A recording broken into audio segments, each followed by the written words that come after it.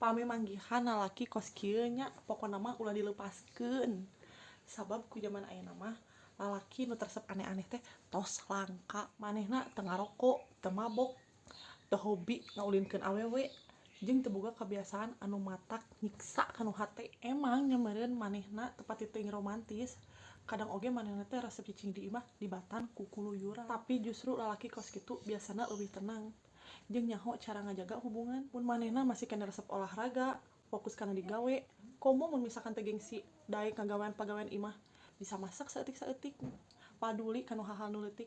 Intina mah boga rasa tanggung jawab lah. Percaya weh, lalaki nu serius ngawangun rumah tangga mah beda aurana.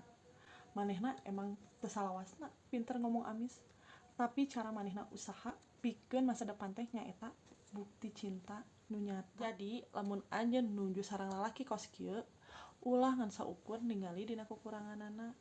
Sabab di luar eta seueur jalmi anu milarian sosok siga maneh. Kadang nupang berhargana teh lain nupang sampunana, tapi anu pang tulusna jeung pang daekna usaha.